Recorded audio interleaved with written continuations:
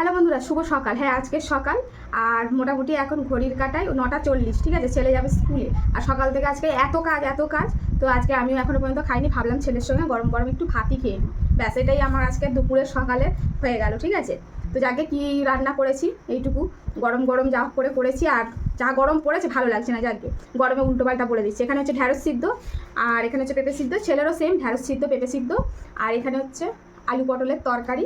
আর আজকে একটা দারুণ জিনিস করেছি। কোন যুগে বাপের বাড়িতে গিয়েছিলাম, এই আমগুলো ফ্রিজের মধ্যে পড়েই ছিল। এখন তো দেখলাম এই আম কাঁচাও নেই, আবার পাকাও নেই, ঢ্যালে হয়ে গেছে। তো ভাবলাম একটু টক করে নিই, সামান্য একটু 6-7টা বাতাসা দিয়ে একটা টক করেছি, চুমুর মেরে খেতে ভালো লাগবে। তো চলো এখন হচ্ছে খাওয়া শুরু করতে। প্রথমেই হচ্ছে পেঁপে সিদ্ধটা দিয়ে খেয়ে নিই।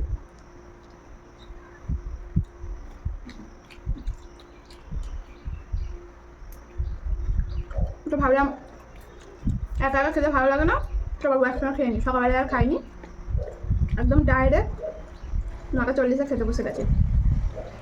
ছেলে আজকে পড়তে গেছিলো, যার জন্যে সকালবেলায় আমি আমার কাজই করে যাচ্ছি। জানি বারণ করার লোক নেই, যে মা খিদে পাচ্ছে খেতে দাও। আমি আমার কাজটা সেরে নিই, প্রচুর কাজ। জানো তো, অনেকে বলে কাজ নেই। আমি ভেবে পাই না, তাদের উদ্দেশ্যেই একটা কথা বলছি, সংসারের কাজ আবার নেই। কাজ করে যে আমি শেষ করতে পারছি না গো বন্ধুরা। ঢ্যাঁড়সটা হচ্ছে একটু লবণের সঙ্গে নিয়েছিলাম, আর তার সঙ্গে একটা কাঁচা লঙ্কা, কোনো রকম তেল নিলাম না। আর আমার ছেলে তো দেখছো, ও শুধুই খেয়ে নেবে, ও ঢ্যাঁড়স ওই রকম পছন্দ করে। কাল রাত্রেও কিন্তু আমি কিছু খাইনি, জানো তো বন্ধুরা। খাইনি বলতে আমি রাত্রেবেলায় 1 কাপ ব্ল্যাক কফি, যদি বলে এই গরমে খেলে ভালো লাগছিল না, তারপর ভাবলাম একটু কফিই খাই। বট তরকারি নিলাম খাওয়া। তো আমি হচ্ছে এখন ঢ্যাঁড়স সিদ্ধ দিয়ে খাচ্ছি।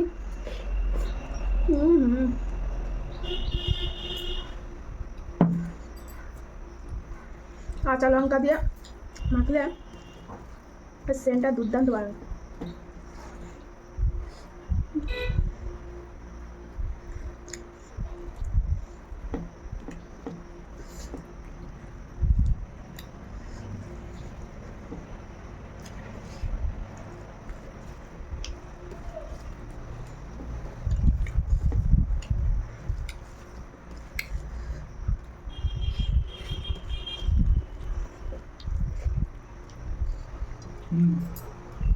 তবে এটা বেশ ভালো হয়েছে। তো ভালো হয়েছে, কষা কষা করে করেছি।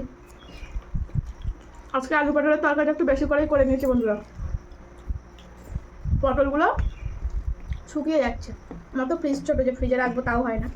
তো দেখলাম একদম তুবড়ে গেছে, ওই জন্য একদম আলু পটলের তরকারি করে নিয়েছি। ফ্রিজে রেখে দেবো খানিকটা, কর্তামশাই আসলে সন্ধ্যাবেলায় চলে যাবে।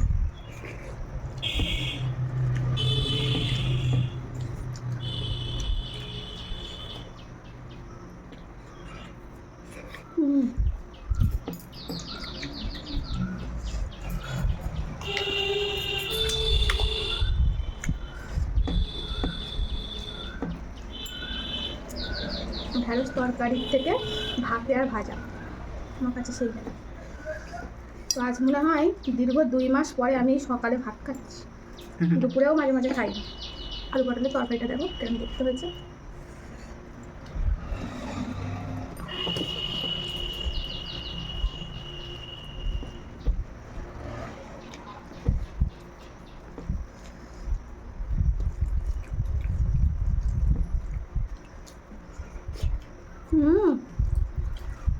বললাম খুব সুন্দর।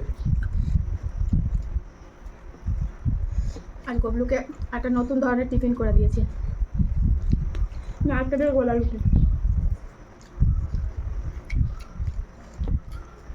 ভালো লাগে বেশ, মিষ্টি মিষ্টি। নারকেলের গোলা রুটি। লঙ্কাটা খেতে পারবো না, কারণ আলু পটলের তরকারি আমি হচ্ছে কাঁচা লঙ্কা যেহেতু বেটে দিয়েছি, আদা কাঁচা লঙ্কা, সেজন্য দেখছি আলু পটলের তরকারি ঝাল হয়েছে, তো এক্সট্রা করে আর ঝাল খাচ্ছি না। গরমের মধ্যে একটু কম। আর এই বাড়ির লঙ্কাটা ভীষণ ঝাল, আগের বাড়ির লঙ্কাটা অত ঝাল ছিল না বন্ধুরা।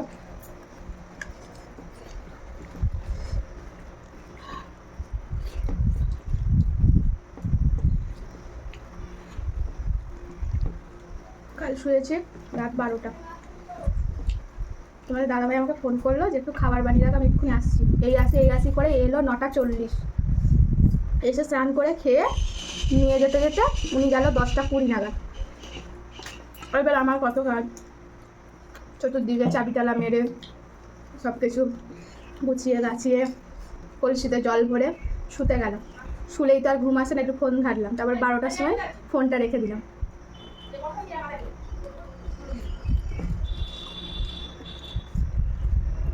এদিকে 12টার সময় শুয়ে 4টের মধ্যে উঠে গেছি, কারণ দাদাভাই থাকলে একটু আধটু হেল্প করে না তা না, এখন এই সমস্ত কিছু আমার মাথার উপরে,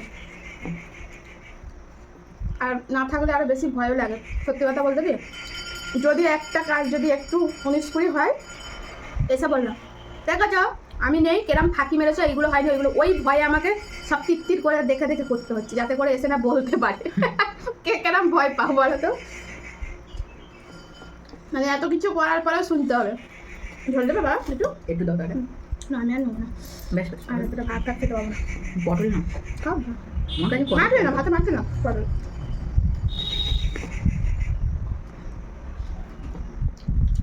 আমার ছেলে তো তাই বলে, মা লোকেরা সারাদিন বসে থাকে বলে কাজ নেই, আর তুমি ভোর 4টে থেকে উঠে তোমার কাজ হয় না, শেষ হয় না। তার উপরে 4টি করে জামা কাপড়। তোমার দাদাভাই কালকে এসে 2টো সেট ফেলে দিয়ে গেল। আমার স্কুল ইউনিফর্ম ওর আছে স্কুলের, বাড়ির, রাত্রের, বাবু রাত্রেবেলাও তো একটা পরে শোয়, সেটাও ফেলে দেয়। আমার 2খানা এই করে করে মানে কি বলবো, আমার কাঁচা প্রত্যেক দিন 1 বালতি 1.5 বালতি করে হয়। শেষ নেই তো বন্ধুরা কাজে, জানি আমি বলবো না, শুধু এরকম সব দিদিরা, মায়েরা, বোনেরা সবাই এরকম পরিশ্রম করে, ঘরের বউরা। তার মধ্যে 1-8টা আছে যেগুলো একদম নয়, না বললেই চলে, নিজের বাড়ির লোকের পাতে ভাত জল দেয় না। আর কিছু কিছু জিনিস দেখি বন্ধুরা, না বললে থাকতে পারি না, জানো তো, মানে নিজেদের থেকেই তো দেখি। আমরা তো যা করেছি, আমি মনে করি যে আমি নিজের কাছে নিজেই পরিষ্কার। আয়নার সামনে তাকিয়ে থাকলে না নিজেকে মনে হয় না আমি আমার কর্মটা ঠিক করে গেছি। কলকাতায় গিয়ে লোকের বাড়ি কাজ করেও শ্বশুরের অবহেলা করিনি, তারপরেও অনেক মানুষ অনেক কথা বলেছে, কিন্তু কিছু করার নেই, কাজের তাগিদে আমাদের যেতে হয়েছে, সমস্ত কিছু দায় দায়িত্ব সব তারপরেও শুনতে হয়। যাই হোক, আর এখন তো কিছু কিছু দেখি বাড়িতে শ্বশুর শাশুড়ি আছে, তাদের পাতে ভাত জল দেয় না, এগুলো নিজেরাই দেখে দেখে অভ্যস্ত হয়ে গেছি। আবার তারাই এমন, তারা হচ্ছে বিশ্ব সতী, তাদের মতন বাড়ির বউ হয় না, মানে না বললে আর থাকতে পারি না, জানো তো। একটু লক্ষ্য করে দেখবে আশেপাশে, ঠিকই দেখতে পাবে এরকম মানুষ ভর্তি। যাকে নিজে পারে করে করুক, নিজের কর্মটা নিজে করে যায়।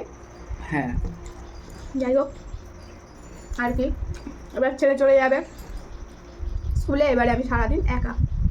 আমি ঝোলটা একটু চুমু মেরে দেখি বন্ধুরা, মাত্র 6টা বাতাসা দিয়েছি, টকের মতনই আছে, যাকে কিন্তু ভালো লাগছে বেশ চুমুর মেরে খেতে টক। আমি আগে প্রচণ্ড টক খেতাম, জানো তো, ফুচকা ভালোবাসতাম, চটপটি, তেঁতুল গুলে গুলে খেতাম। ইদানিং করে কেন টক খুব একটা খেতে পারি না, খাওয়ার পরে না আমি অন্তত কাল পর্যন্ত খেতে পারবো না, দাঁতগুলো এমন ছিলিয়ে যায়।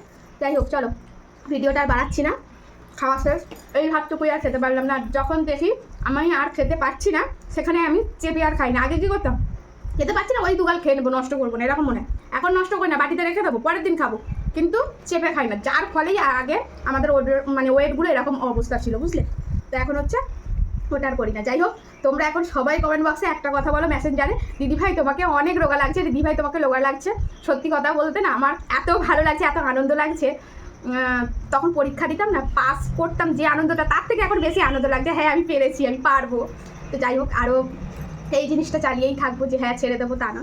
আর গবলুবাবুও তো হয়ে গেছে, আর তোমরা সবাই বলছো গবলুবাবুকে খুব সুন্দর লাগছে, মাস্টারমশাই লাগছে। এক দিদিভাই বলেছে, দিদিভাই আমার ভিডিও যদি দেখে থাকো, আমি ভিডিওর মাধ্যমেই তোমাকে বলছি যে টুকু তুমি মিলিয়ে নিও, গবলু কিন্তু আমেরিকায় যাবে আর আমেরিকাতেই বসবাস করবে, তাই যেন হয় দিদিভাই, তাই যেন হয়। তো যাকে ভিডিওটা এখন শেষ করছি, সবাই ভালো থেকো, সুস্থ থেকো, সাবধান থেকো, আর তোমাদের এই মিষ্টি মিষ্টি কমেন্ট এই ছোট্ট বোনটাকে, দিদিটাকে যাই বলো না কেন উপহার দিও। টাটা।